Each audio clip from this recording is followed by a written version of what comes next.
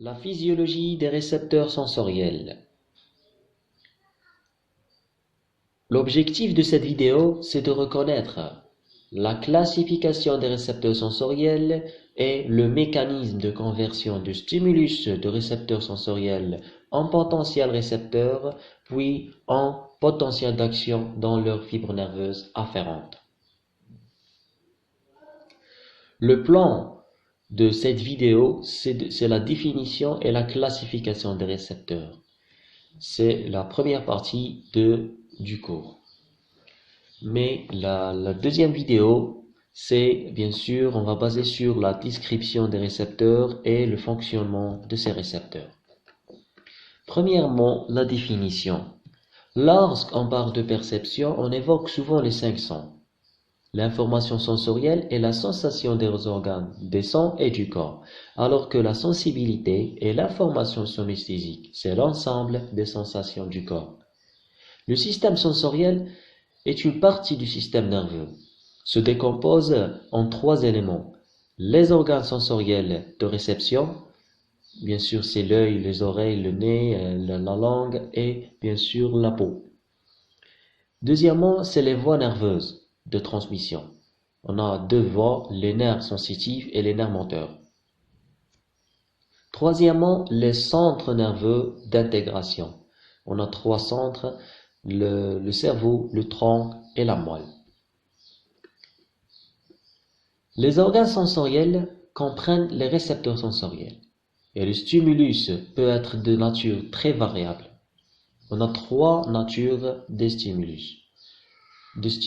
On a les physiques, chimiques et organiques. Donc les stimulus ou les stimuli physiques, c'est bien sûr le son, la lumière, la pression, le chaud, le froid, etc. Les stimuli chimiques, on a comme par exemple substances odorantes ou gustatives, acides, sucrés, salés et amers. Organiques, on a les vaisseaux sanguines, on a les viscères, etc.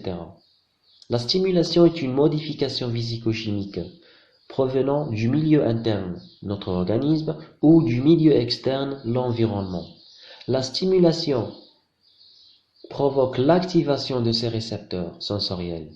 Les récepteurs sensoriels captent et détectent les stimuli internes, comme par exemple augmentation de l'acidité du sang, et les stimuli externes, comme par exemple la chute d'une goutte de pluie sur le bras, etc. Le récepteur sensoriel est une cellule neurosensorielle localisée dans un organe de sang et dans l'ensemble du corps, qui capte et détecte les stimuli qui va réagir. Les récepteurs sensoriels informent l'organisme du son état interne et de ce qui se passe dans l'environnement. C'est un capteur d'informations sensorielles au niveau du corps et de l'environnement.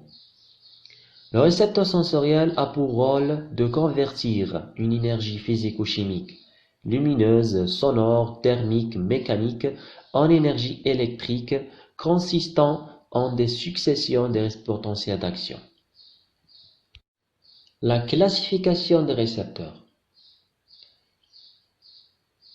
Comme classification générale, on a les extérorécepteurs et les interocepteurs. Les extérocepteurs, ce sont les récepteurs qui informent l'organisme sur le monde extérieur. Et on a 2 types, les télérorécepteurs et les récepteurs de contact. Les télérorécepteurs, ça veut dire que la perception est à distance. On a 3 types, on a 3 récepteurs qui sont des télérorécepteurs. On a les récepteurs visuels, les récepteurs auditifs et les récepteurs olfactifs. Et bien sûr, on a les récepteurs de contact qui sont 2 types, les récepteurs gustatifs et les récepteurs cutanés du toucher. On va passer à la deuxième type de récepteurs qui sont les interocepteurs. Nous renseignent sur notre propre organisme. Et on a 2 types, les viscérorécepteurs et les propriocepteurs. Les viscérocepteurs disséminés dans les viscères nous renseignent sur un paramètre physiologique interne, c'est la douleur par exemple. Propriocepteurs ont regroupé l'oreille interne ou disséminé le fuseau neuromusculaire. Nous renseignent sur un paramètre lié au travail de relation, l'état de tension des muscles et sur la position relative des différentes parties du corps et sur la position du corps dans l'espace. Donc, on a une classification selon le type des stimulus et on a une classification selon la localisation. Donc, premièrement, comme classification selon le type de stimulus, on a 5 types de récepteurs. On a mécanorécepteurs, les thermorécepteurs, les nocicepteurs, les photorécepteurs et les chémo ou les chémorécepteurs. Les mécanorécepteurs, on a quatre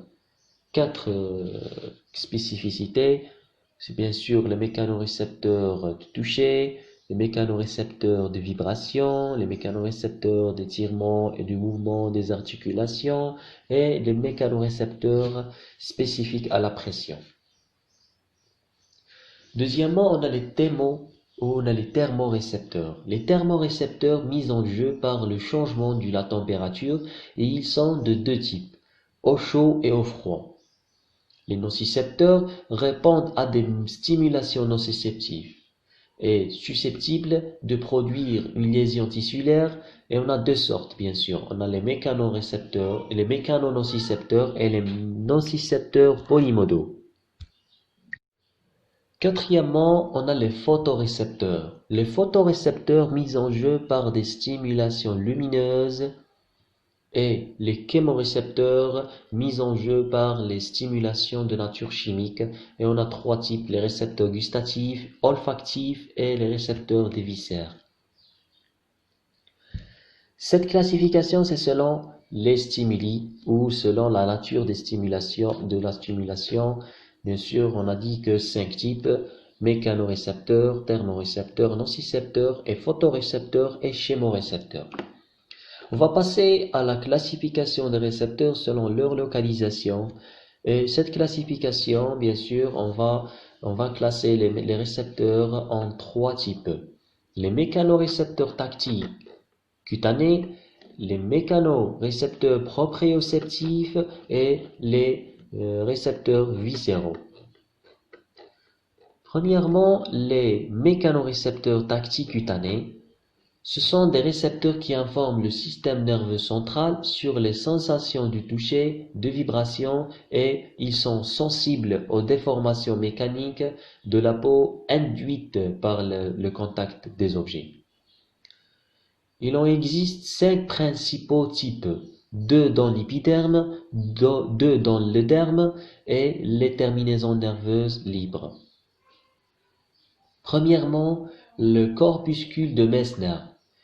Le corpuscule de Meissner situé dans les couches superficielles de la peau, jonction derme-épiderme et au niveau des zones glabres. Les zones glabres sont les zones qui sont dépourvues de poils, comme par exemple les doigts et les lèvres. Les lèvres, bien sûr, les lèvres sont dépourvues de poils. Répondent à des dépressions minimes de la peau et des mouvements légers du surface et des vibrations lentes. Bien sûr, sa adaptation est rapide. Les disques de Merkel, situés dans les couches superficielles de la peau, jonction derme-épiderme, densité élevée dans le bout des doigts et les lèvres, répondent à la pression légère et bien sûr, sa adaptation est lente. Troisièmement, on a les corpuscules de Pacini, situés dans les couches plus profondes de la peau, dans le derme et dans les tissus sous-cutanés. Grande capsule en lamelle d'Oyon, diamètre 1 mm, avec une terminaison nerveuse au centre. Le champ récepteur large et de limites floues pouvant couvrir un doigt entier, voire la moitié de la paume de la main. Le rôle, c'est de discrimination de stimuli mobiles et les vibrations rapides, et bien sûr sa adaptation est rapide. Le corpuscule de Ruffini, situé dans les couches plus profondes de la peau, dans le derme et dans les tissus sous-cutanés et dans les capsules articulaires. Le champ récepteur est large, de limites floues pouvant couvrir un doigt entier, et capsules allongées en fuseau, sensibles aux étirements persistants que produisent les mouvements des doigts et des membres, adaptation lente. Cinquièmement, on a les terminaisons libres. Ce sont les thermorécepteurs et les nocicepteurs et sont localisés dans la plupart des tissus. Deuxièmement, les mécanorécepteurs proprioceptifs. Ils sont connectés à des fibres myélinisées de gros diamètre à conduction rapide. Ce sont des récepteurs hautement spécialisés qui informent le système nerveux central sur la position spatiale des différents segments corporels. Ils sont de 3 types: les fuseaux neuromusculaires, les organes tendineux de Golgi et les récepteurs articulaires. Premièrement, les fuseaux neuromusculaires situés dans les muscles, sensibles à l'étirement des muscles, ça veut dire longueur du muscle, et bien sûr sa adaptation est rapide. Les organes tendineux du Golgi, situés dans les tendons, sensibles à la tension du muscle, proportionnelle à la force et aux contraintes importantes et prolongées. Sa adaptation est lente. Les récepteurs articulaires. Les récepteurs articulaires situés dans les articulations et informent sur l'amplitude angulaire et la vitesse de déplacement.